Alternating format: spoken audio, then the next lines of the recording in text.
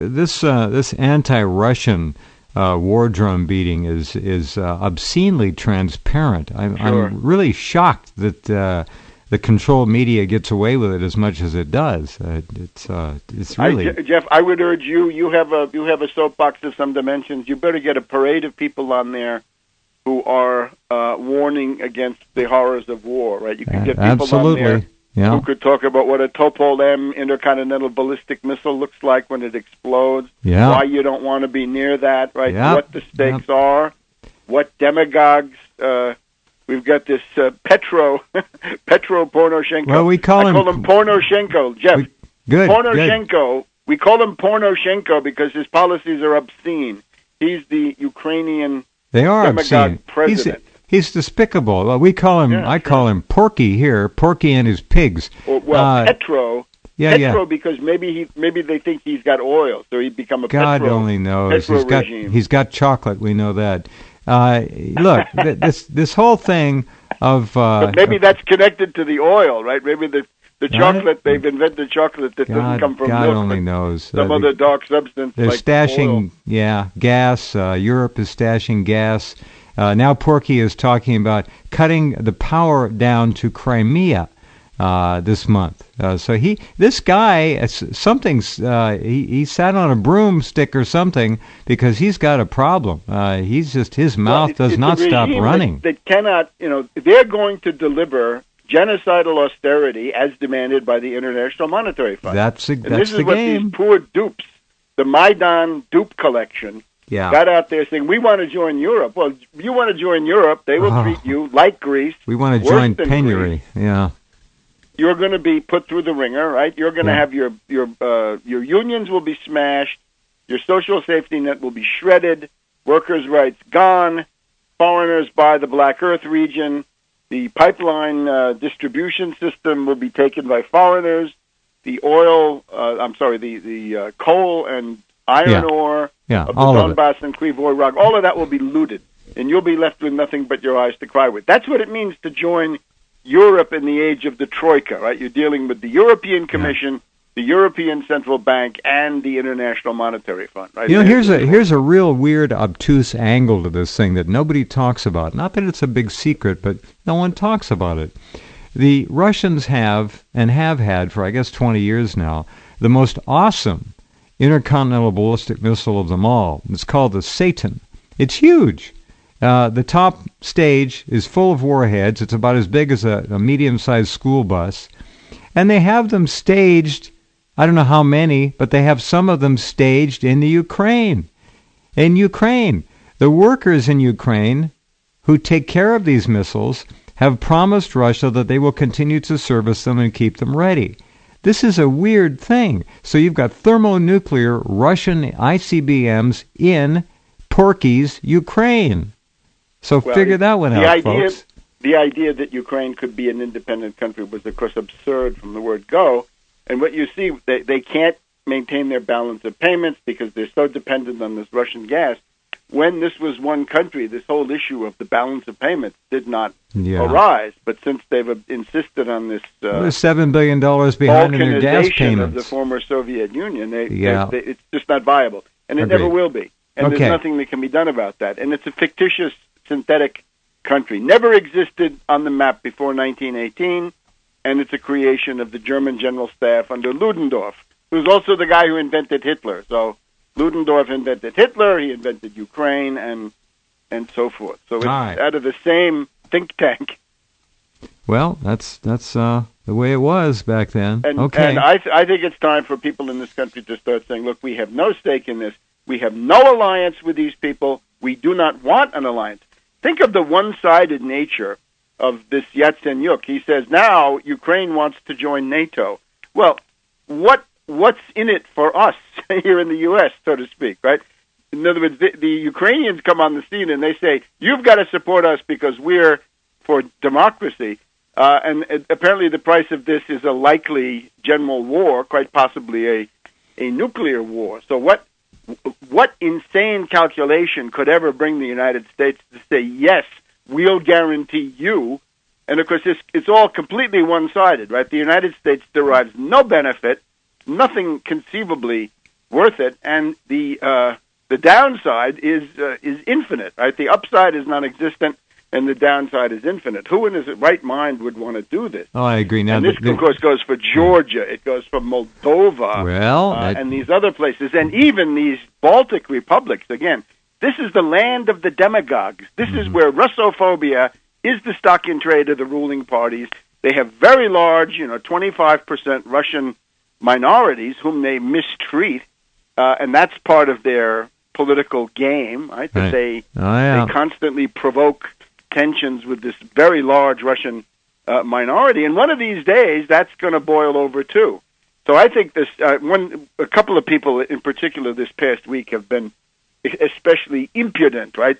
Willing to fight to the last American is the way I always like to put it. That's right? the truth. They're going to be so courageous because they know that the U.S. is going to take it on the chin. We'll be right behind you. Yeah. Right, we'll be right behind you. So this is this woman, Grybauskaitė. This is this hag, Haradan leader of Lithuania, this blonde woman she was mouthing off, "We're already at war with Russia. This is war already. War. Another bright and light. then the Polish president, Komorowski, made this statement that the Russians want Cossack Europe dominated by the Cossacks, I suppose, the cavalry. And then he got into this, he switched from that one to the idea of not appeasing Hitler again. And I have to point out, the first country to sign a friendship accord with Hitler was Poland, under Marshal Pilsudski, who had some good qualities, but nevertheless he did this. The Polish-Hitler Friendship Treaty of 1934 was the first one, and when Hitler went after Czechoslovakia and carved it, Poland was right there to grab a piece, as was Hungary, as were others, right? So, and then we find out from this posturing Prime Minister of Poland, right, Tusk, T-U-S-K. The Tusk man. He's now become the president. Yeah. He's replaced Van Rompuy. Rompuy, the broken man, right, of Europe, the president of the European Commission, he's out or will be out, and then in comes this Tusk. Yeah.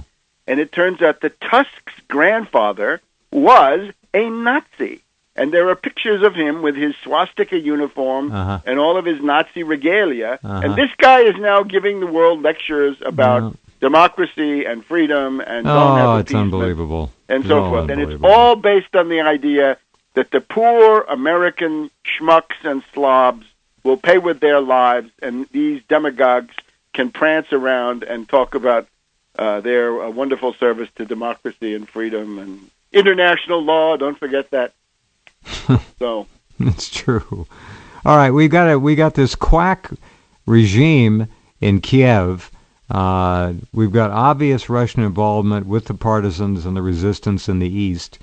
There are ultimatums being thrown back and forth at lower and mid levels. I don't know where this is going to go, but it's not pretty. There was a video I got 2 days ago which appeared to show the sinking of two ships.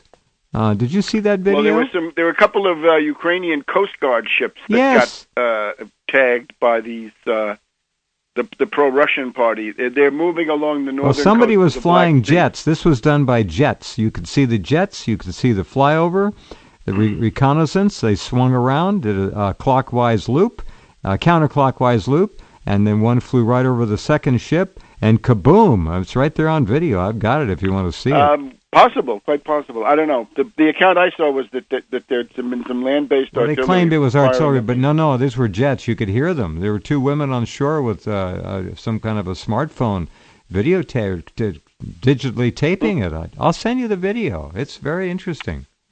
Okay, well, anyway, what I'd like to do, though, I have to do a certain division of labor, right? I look forward to this program because I got to talk about some history.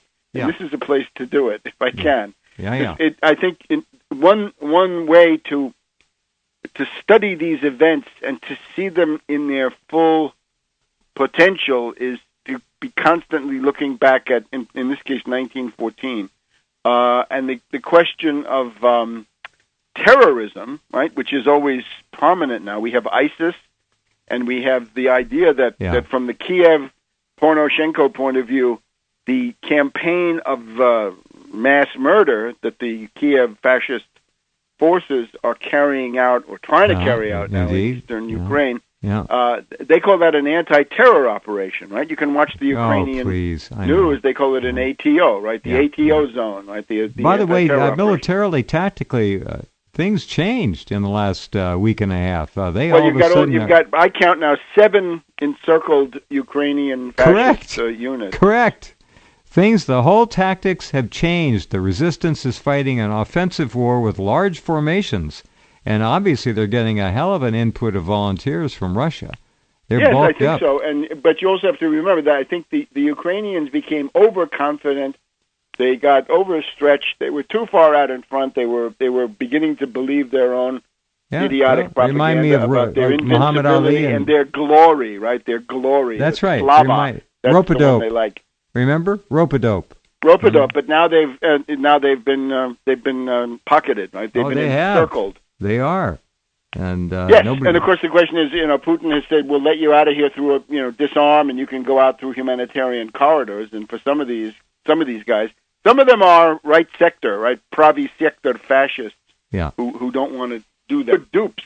The Maidan dupe collection. Got out there saying, we want to join Europe. Well, you want to join Europe, they will treat you like Greece. We want to join penury. Greece.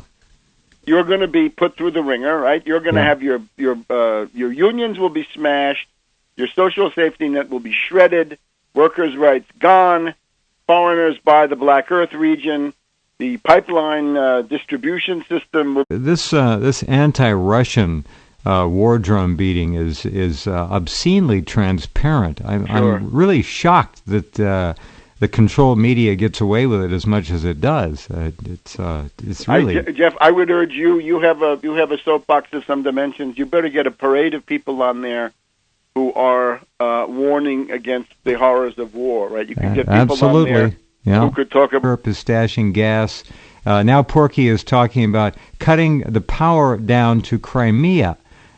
This month. This guy, he sat on a broomstick or something because he's got a problem. His mouth does not stop running. That cannot, they're going to deliver genocidal austerity as demanded by the International Monetary Fund. That's the game. We call him, I call him Porky here, Porky and his pigs. Petro. Because maybe they think he's got oil, so he'd become a God only knows. He's got chocolate. We know that.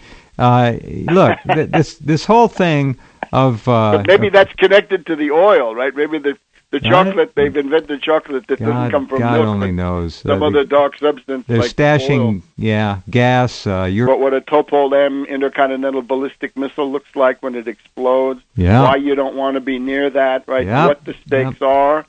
What demagogues? We've got this Petro Poroshenko. Well, I call him Poroshenko. Jeff, Poroshenko. Good. We call him Poroshenko because his policies are obscene. He's the Ukrainian demagogue president. He's despicable.